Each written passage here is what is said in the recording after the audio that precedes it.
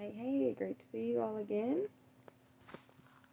Thank you for clicking on the video. And if you're new here, just now popping in for the first time, I hope you'll stick around and maybe subscribe, hit the notification bell. You won't be disappointed. You will love it here. We have awesome videos about several different things. Let's see. We're not going to talk about Chris Watts because everyone decided to go to bed the other night when I mentioned it, but since I said I was going to do a Chris Watts video, that's what we're going to do. Whenever I say I'm going to do something, I just have to do it. So, that's just who I am.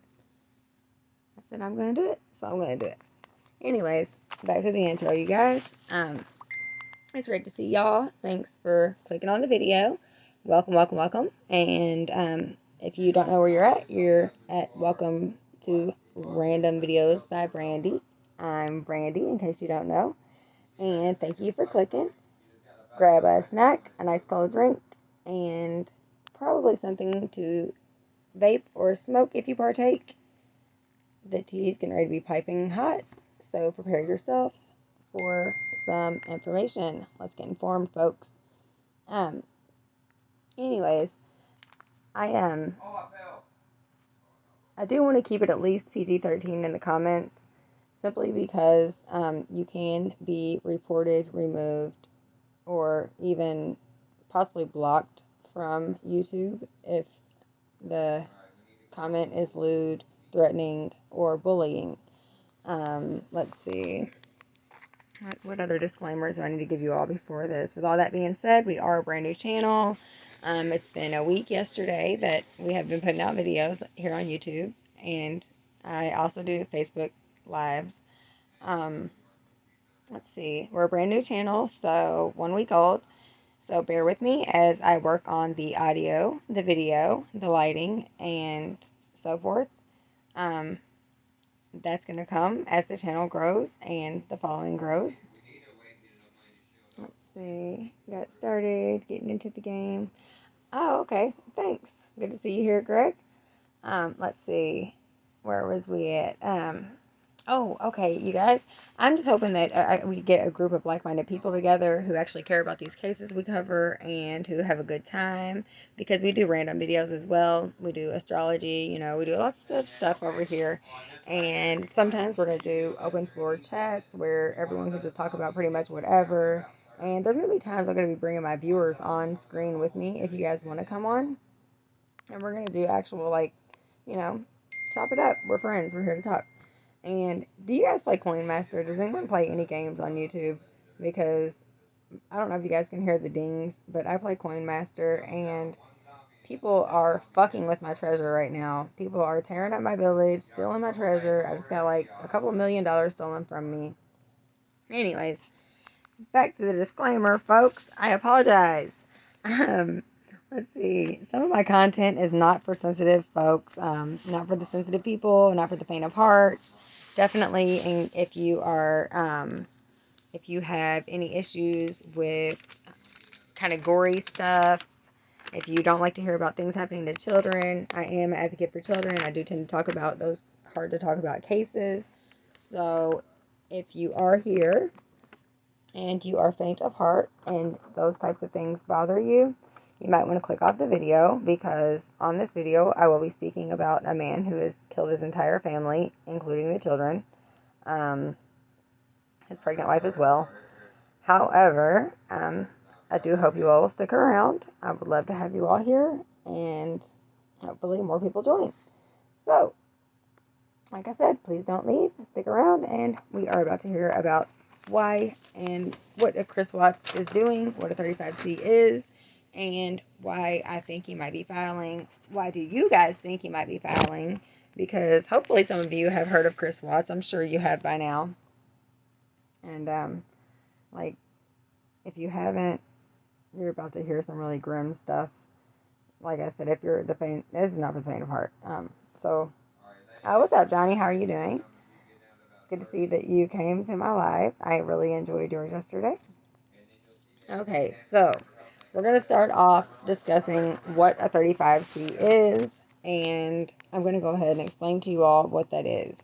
35C basically is only, it's like an appeal sort of, but it's a little bit different because it allows Chris Watts to raise questions about his conviction, or even after he's pled guilty, he can raise questions about his conviction. So basically, he would have to prove somehow that he was unconstitutionally convicted, or that he has new evidence to bring into the case proving that it was either someone else or that he's innocent in some way. That's what I'm taking away from what I read whenever I looked up what a 35C is. But let's start back when this all began, August 13th of 2018, when he killed his family. On August 13th, 2018, Chris Watts, sorry about that, you guys, Coin Master again. Chris Watts had a beautiful wife named Shanann, pregnant with her son Nico, his first little boy. He had two daughters, Bella and Celeste, 3 and 4. I'm sorry, Bella was the 4-year-old, Celeste was the 3-year-old. And they were a happy family. They lived in Colorado. They actually lived in Frederick, Colorado, next to Colorado Springs. And they moved there so that he could work at an oil company called Anadarko. He was doing great with the oil company. Shanann worked for a MLM called Thrive, which I am anti-MLM, but when it comes to Shanann, she was at platinum status, so she was doing great. She had her own Lexus through the company and all.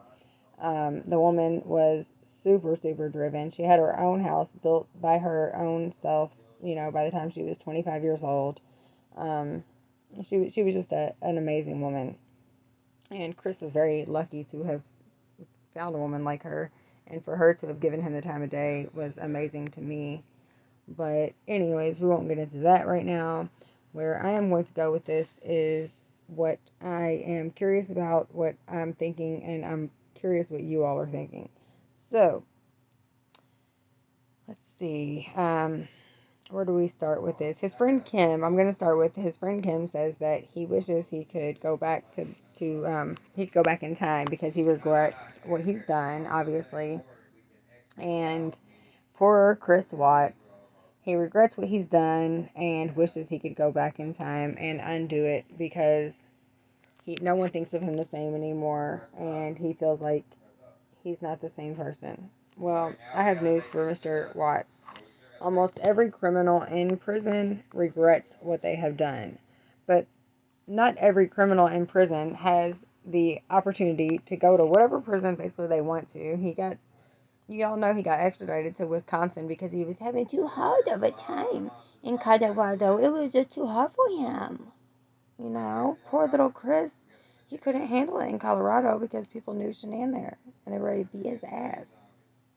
So, sorry, I just get a little mad whenever I get to things like that because, why should he have I mean, I don't know if it's a privilege, but yeah, why should he have the privilege of getting transferred to Wisconsin whenever he should be dealing with bullshit? He should be getting his ass kicked every day. He killed his pregnant wife and his 2 little girls. Thank you, Bobby, for saying my voice is nice. I appreciate that. People tend to say my voice is annoying at times, so thank you. Let's see.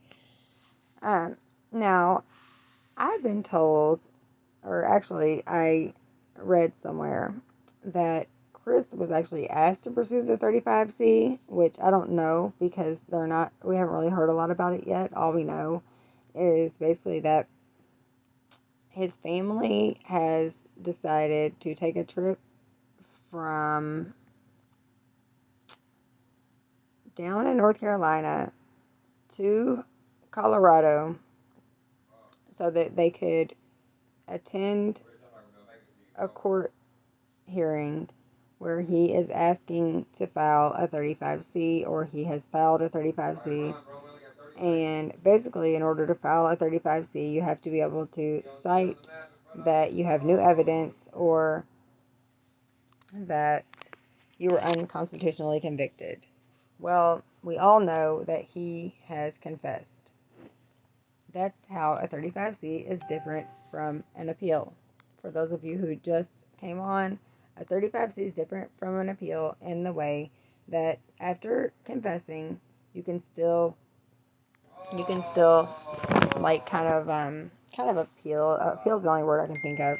But anyways, we're gonna go back to where we left off, and we're just going to explain what's going on here. So it seems that Chris accepted his punishment and was ready to sit back and take his life sentences and take them in stride. He was going to be fine with that. He realized that he had killed his family and that it was time to be punished. He shut up, he sat down, and he started answering questions, making books. Sherilyn Cadle wrote a book called Letters from Christopher, and there's another one that she's working on now. I don't know the name of the one she's working on now, but I know the Letters from Christopher book tends to be a quite popular book. Some say it's plagiarized. I don't know. All I do know is that she really was interviewing him in jail. He admits it. He talks about it often. Um, let's see. He he has a family who is in his corner. Like they stand with him no matter what he does. He could do no wrong. To his mother, he does no wrong. His dad was there when he confessed. He actually wanted to talk with his dad whenever he was confessing to the officers, to the feds that day, whenever he actually gave them the real story. Not that, not when he told them the real confession, that what really happened, that Shanann did not have anything to do with it. But when he first confessed, saying Shanann killed the girls, so he killed Shanann, his father was there, and before he told the investigators, he called his father into the room. He asked if he could talk to Ronnie alone, and he talked to Ronnie, and he told Ronnie that, oh my God, this man killed the girls, and I got angry. I had to do what I had to do, and I strangled her. I smothered her, whatever. Um, Then a couple of days later, a couple of weeks later, I forgot the exact date. I wish I could give you all an exact date. I seem to have written it down somewhere, but I have so much written down because I have so many notes on this case. I don't think I have the actual. I don't think I'm gonna be able to find it. Watch, I'll find it whenever you guys don't need it anymore. Anyways, let me get back to where we were at. So, correct me if I'm wrong, but with 2 life sentences, you could die, come back, and still go back to prison and die again. And that's the only way you're going to get free is if you come back for a second time. So, he's got a lot of balls filing a 35C. But, anyways, let's go back to what I was saying a minute ago. Because, oh my God, my Jennifer has damaged my village again. Okay, Jen. If y'all know Jennifer Palmieri, I'm getting ready to fuck up her village. Anyways, um, he's been sentenced to 2 life terms. So, I mean, it's obvious, and he's killed 4 family members. He's killed his pregnant wife, his son Nico, who she was pregnant with, and his 2 little girls. And let me remind you guys how he disposed of these family members who he had loved so dearly and who he regrets murdering. His pregnant wife had been gone on a business trip, doing her job, making money. She comes home at 2 a.m. She's happy to see her husband. She misses him. She misses her daughters. She comes to the door. She goes upstairs and lays down. I guess her and Chris get into an argument. Chris starts to tell her about his mistress. He claims that they got into a heated argument. I don't know if we can believe anything he says, but in the apparently true version, they have an argument. He gets heated, and he straddles her, smothering her with he says he remembers the mascara going down her face. So obviously he says that he thinks that she prayed as he killed her, and that's why there was no defensive wounds. I think there was no defensive wounds because she was asleep. I think he gave her some kind of sleeping medicine. I think he made her something to drink at bedtime, put something in there to make her sleep really well, and then smothered her because he's a fucking coward. Because you hear him say over and over that he was scared of Shanann, and that Shanann was like kind of the boss. She bossed him around. You hear Cindy always, his mother Cindy, is always talking about how Shanann was so bossy and she was just so horrible to poor little Christopher. And I have watched some of Shanann's videos and I have seen who she was or who she seemed to be as a person, and she seemed quite lovely to me. I mean, I know that I can be really hard to deal with as a wife at times, but Shanann seemed like a really fun wife. Like, she reminds me a lot of myself, to be honest, and I cannot imagine if my husband were to kill my daughters and I. That just makes zero sense, especially if I were pregnant with another child, and he just, no. And Shanann did not deserve it. I'm sorry, but I don't care how bossy she was, how picky she was, how much she wanted things her way. She was a self-made woman, and of course she wanted things her way. She was self-made. She did everything herself for years, and why bring a man into your life that has nothing to offer you? Why bring anyone into your life as a mate who has nothing to offer you? If you can do everything on your own, there's no point in having a mate, right? I mean, if you can do everything on your own, do it on your own.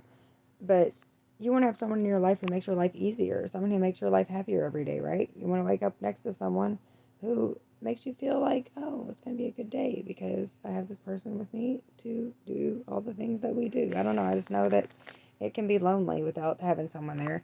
And yes, love and companionship is great, but without having someone who can contribute to your life in some type of way and add something to your life, it's pointless, right? And I don't mean monetarily. I mean just adding something to your life. Like Shanann brought a lot of Chris was a very quiet guy. He was super shy.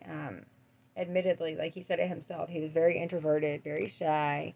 And Shanann was more the outgoing, outspoken. He needed that type of person in his life because without that type of person, he had no drive. And his own mother even said that he wasn't like a very driven person. He was a good kid, but that he was quiet and he had no get up and go. Well, Shanann was his get up and go. Anyways, I'm a little off subject because I get a little upset about this when I begin talking about it, you guys. It's one of those things that just kind of really ruffles my feathers because not only did he kill his wife, but then he loads her body up in the truck. He puts his little girls in the truck with his wife's pregnant, dead corpse in the back floor. And they're sitting in the back seat riding out to the oil field with their dad. And their mom's on the floor in front of them, dead on the floor, wrapped up in a sheet, which if they had lived, would not be good for their mental stability. And he says at this point he has no plans of killing the girls. That came to mind after he got there.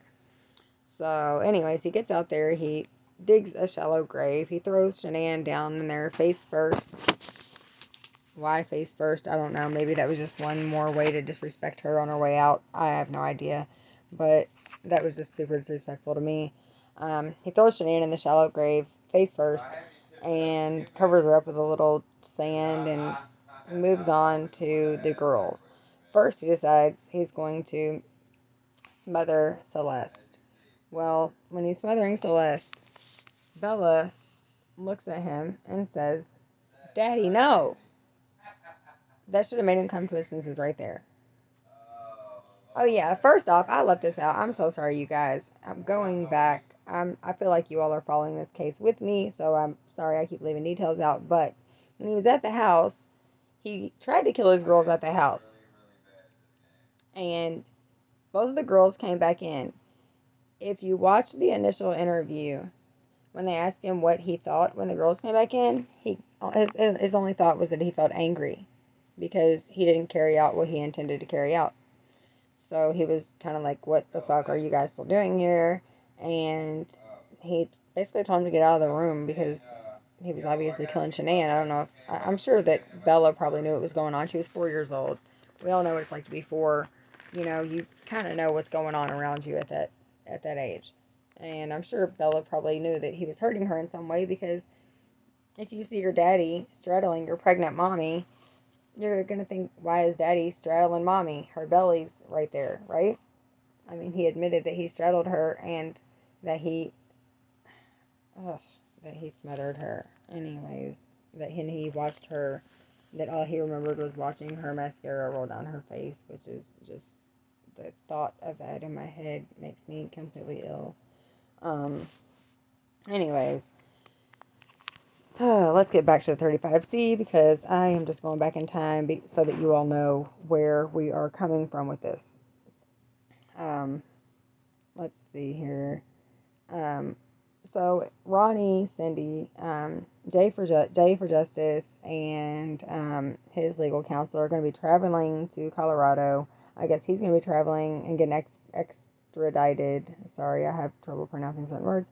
Extradited from his comfortable cell in Wisconsin back to Colorado, where he had such a hard time, you guys. You know, he couldn't be locked up in Colorado because it was so horrible there. So he's doing his bedtime in Wisconsin.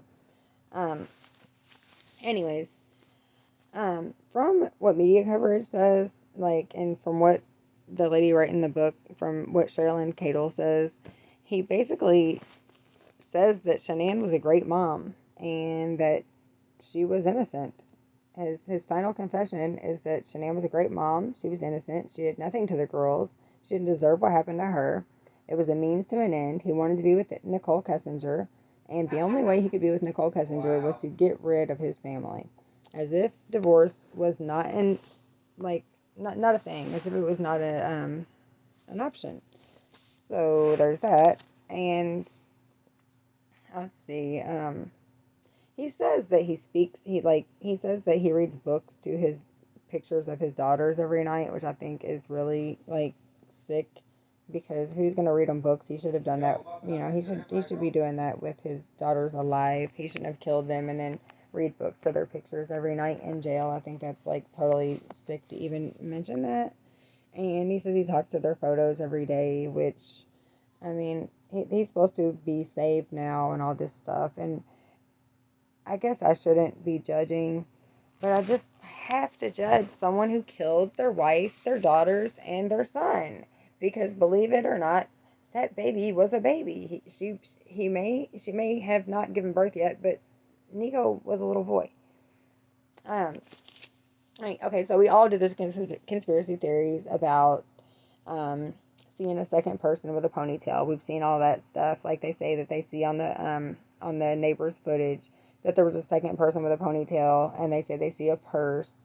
Whenever I see that footage, I see nothing but darkness, and I can't see the ponytail, I can't see the purse, but I do see a second person who walks a little different.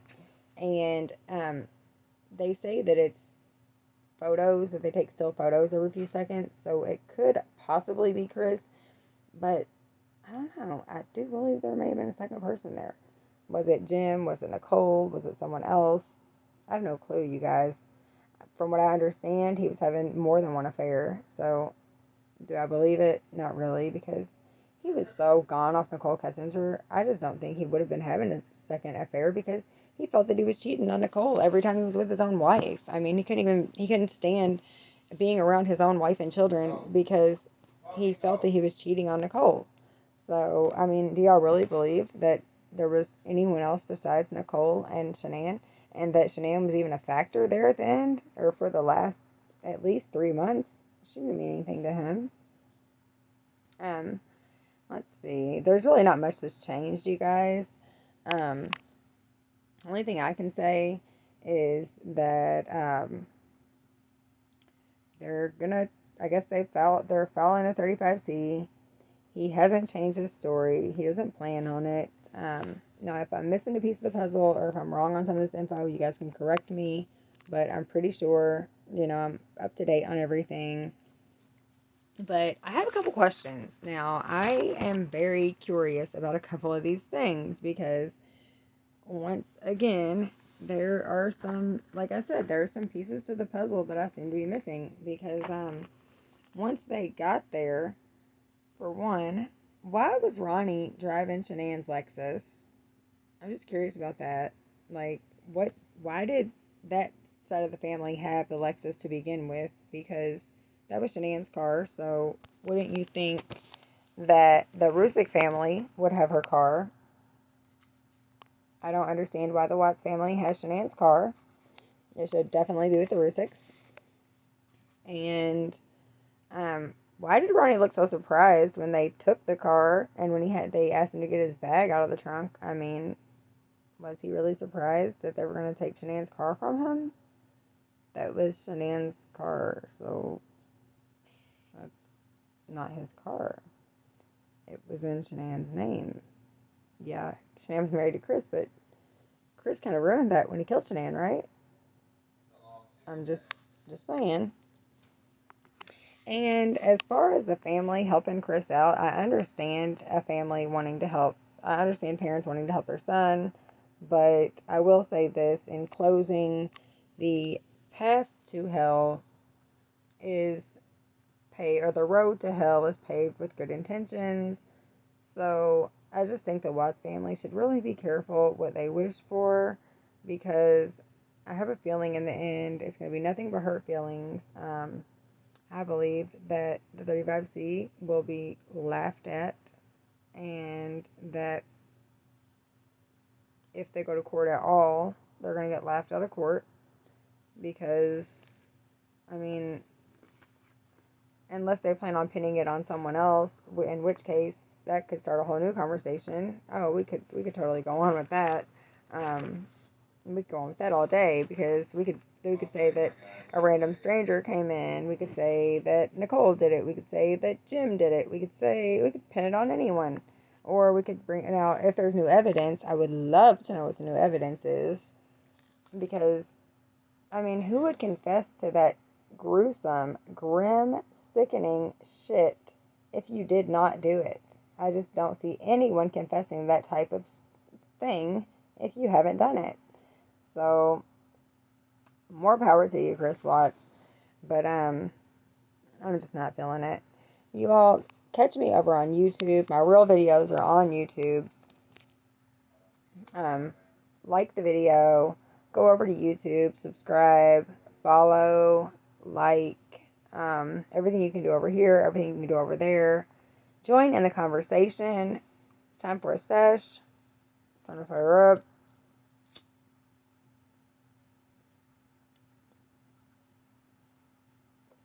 It was, I couldn't smoke while I was talking about something so serious,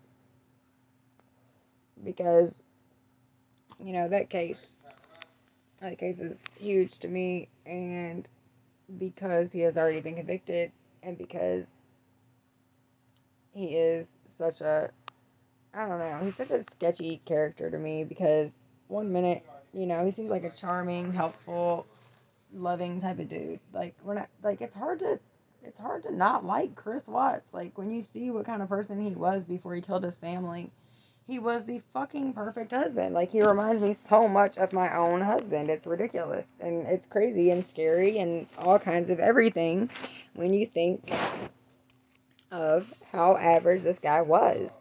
He was the American man, your average American guy. He likes beer, sports, and beautiful women. Like, what else is there? And he was a hard worker. He kept a good job. He literally moved for his job. That's why they had moved to Colorado, actually. Shanann got a job offer out there, and Chris agreed to go, and he got a great job out there working for Anadarko. And, which the crazy thing, ironically, which I don't believe in coincidences, but ironically enough, he met Nicole Kessinger at Anadarko. For those of you who don't know and didn't follow the case, he met the mistress who he killed his family over, and admittedly, there was no other reason why he killed his family other than the fact that they were standing in the way of him and Nicole Kessinger being together. Well, it's just so ironic that part of the reason why they moved to Colorado and got the big, beautiful home and all the stuff that they had going for them, and the job that he ended up with, is where he met the woman who he killed his family over. Now, don't get me wrong, Nicole's a beautiful woman, and, I'm sure that she's very charming. I'm sure that when you're in an office full of men all day and you're working around all those men all day, seeing a woman like Nicole is probably, I don't know, I'm sure he probably was charmed by her. But he had a wife and two daughters at home, and, He should have kept that in mind. He should have remembered who he was and what he was there for. What he was there for was some type of gauge for that oil thing, not to find a hookup. Anyways, let's change the subject and move on to something a little more fun. I like to do some first impressions, you guys, because I have first impressions of some of you guys, if it's people who I've met or I've actually talked to on here or whatever. So, does anyone have any first impressions of me? When you all first seen me, you first saw my invite to my channel, or you first saw me on there, what did you think, or who did you think I was? What did you think I was about? Did you think I would be on here talking, advocating for children, talking about true crime? Did you think I was just a hippie that was going to be smoking weed? What was your first impression of me? Or do y'all want to talk about another case?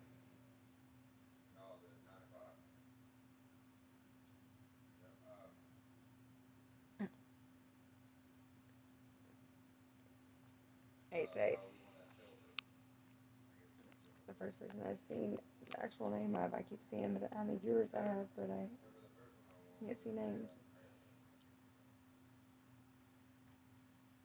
If you guys are commenting, I'm not seeing comments, so I'm going to go ahead and end this live right now. And I love you very much. Head over to YouTube and subscribe. If you're catching my video on YouTube, head over to Facebook and follow Random Videos by Brandy. Thank you. I love you all very much. Cheers.